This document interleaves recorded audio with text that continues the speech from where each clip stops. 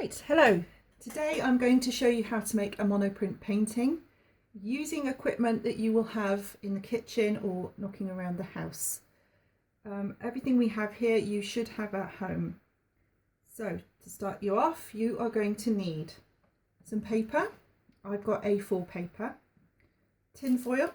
This is going to be used as the plate for your monoprinting.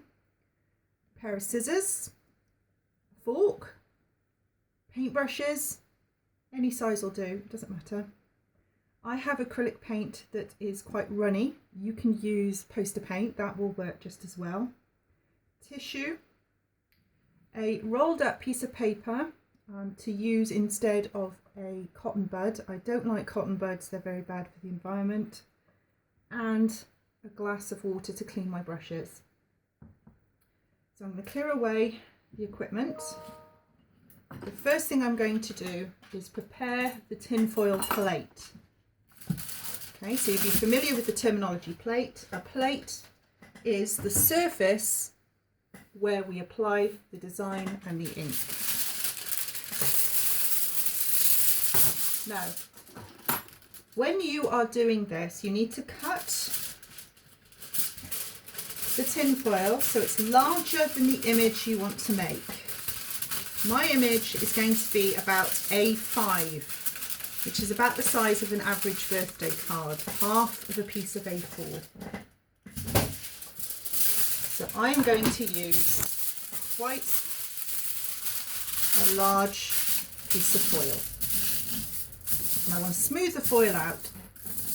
There we go, lovely.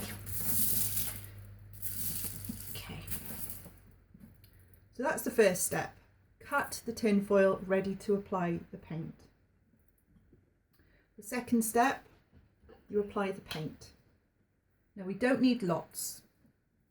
Okay, so I'm just going to apply a little bit of paint onto the surface. And as you can see, this acrylic paint is very runny. It's not tacky or sticky. So this works really well. It works just like poster paint will.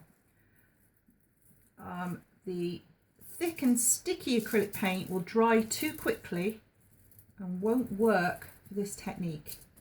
So you need something that won't dry too quickly.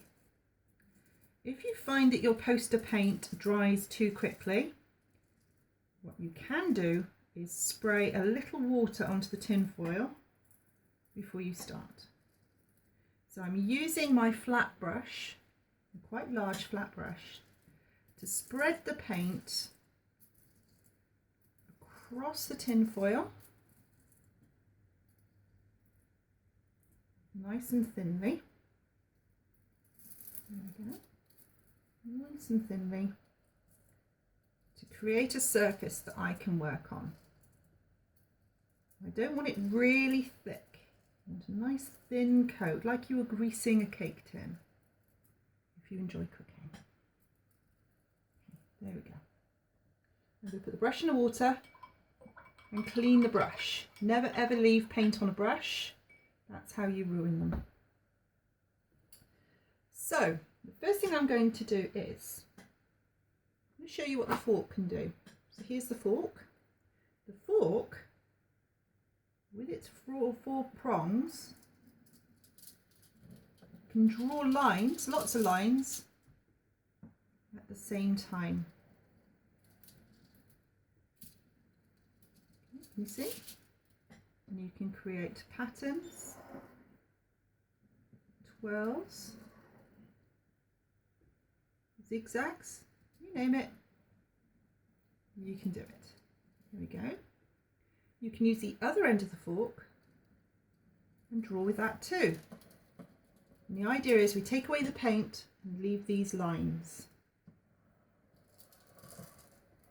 So before you commit to a piece of artwork, you may want to practice and have a go using different objects to create mark making. This is the paper spill, or the paper, rolled up paper. And I use it like a cotton bud. I don't like cotton buds, as I've said. And I take away the paint and I can just draw with it. I'm going to use a scrap piece of tissue to wipe away the paint from the end, and then I can continue using it. You see?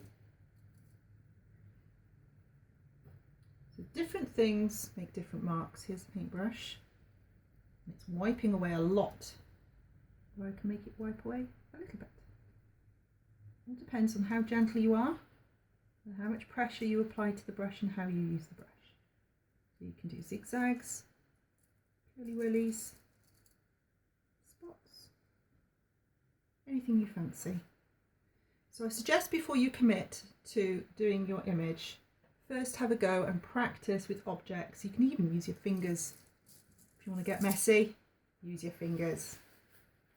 Art is meant to be fun, and fun art is messy. Okay. So what I will do now is I will reapply the paint and show you how to create an image. So I'm just going to go over what was printed there. Now I'm just going to use a very simple image. We'll go at a very simple image. You can use any colour paint you like. Doesn't matter, whatever you've got. It's having a go and understanding the process that matters. Now we have to work quite quickly because if the paint dries, it won't transfer onto the paper and make the print. So, when you're ready and the paint is prepped, you can start. So I'm going to use this flat edge brush. I'm going to create shapes, look like waves. Okay. You see how the brush, just the brush, I'm not drawing each single wave, the brush is creating the waves. There we go. Right. Now if I wanted more white detail in this, I will use a dry brush. Do the same thing again, but take away some of the paint. You see, so now the waves look a little brighter. There we go. So we've got a nice choppy, wavy Mediterranean Sea. Okay.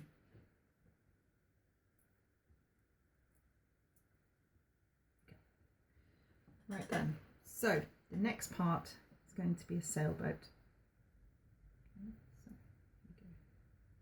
Make a mistake. If you make a mistake, it doesn't matter, you can just cover it over. The paint is wet enough, you can just cover it. Here we go. So I'm going to do a simple sailboat.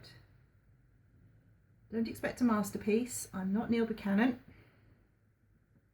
I'm doing this at home, and this is the first time I've videoed myself doing something like this to show you. So there's the basic shape of a sailboat. I'm going to add a little bit of detail to the sailboat. Okay. Decorative detail there. Okay. Then we'll have the sail, obviously. Then we'll have, you see I'm scraping away a lot of the paint here because I want it to be quite white. The sea is going to be a pale blue with a lot of texture on it. Whereas I want the actual sail of the boat to be quite pale. I'm going to leave some of the paint on because it will depict the sail fluttering in the wind. Okay. So there's the sail. So we've got the sea, we've got the sail. I'm going to use the fork and I'm going to see if I can add a little bit more texture to the water. There we go. Oh, that's lovely. There we go. Add a little bit more texture. That's what makes these things interesting and a lot more fun. There we go. How's that, folks? Lovely. Right.